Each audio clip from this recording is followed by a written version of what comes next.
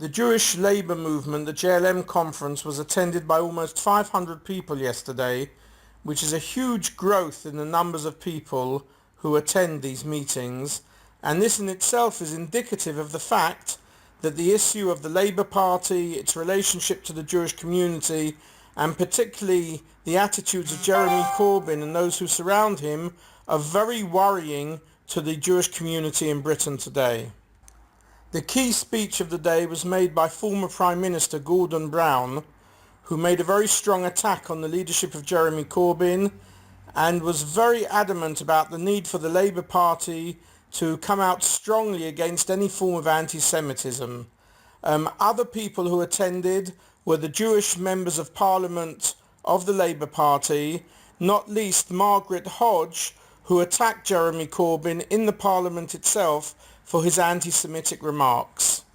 Margaret Hodge, along with other Jewish members of Parliament of the Labour Party, of which today there are only 9, which is far fewer than at any time in the past 60 or 70 years, were very clear about the sort of invectiveness and hate mail and sneers that they have received from some people surrounding Jeremy Corbyn, and which has changed the whole atmosphere of the Labour Party, of one which says it is against racism, but in effect through its anti-Semitism is practicing racism on a daily basis, and which Jeremy Corbyn is not doing anything to deal with.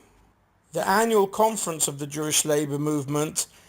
is also the opportunity for members of the party and supporters of the movement to be up to date with what is going on in Israel.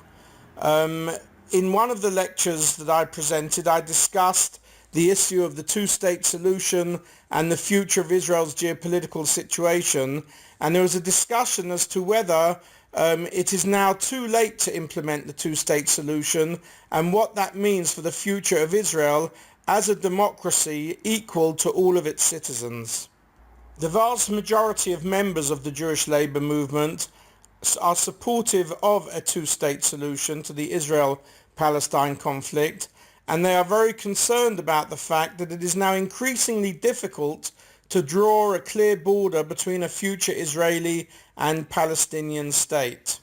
The members of the JLM are also very concerned about the passing of the nation law by the Israeli government in the past few weeks, which in their view makes it increasingly difficult to defend Israel around the world as being the only real Western democracy in the Middle East. And the really big issue that concerns members of the JLM is the blurring of the borders between legitimate criticism of the Israeli government and anti-Semitism. There are those who say the two things are not related to each other, but most of the labour movement see the increased criticism of Israel and even the delegitimization of the existence, the raison d'etre of why Israel exists in the first place. They see this as being part of the anti-Semitic trends in the leadership which surrounds Jeremy Corbyn. It was important as part of my lecture on borders and geopolitics to show the maps of the region, of Israel, of the West Bank, to discuss the way that the borders between Israel and Lebanon and Israel and the Gaza Strip no longer provide defense or security because of the firing of rockets and even of kites over the border. And a strong discussion was held about not only where the border should be, but what precisely is the function of borders in the modern world.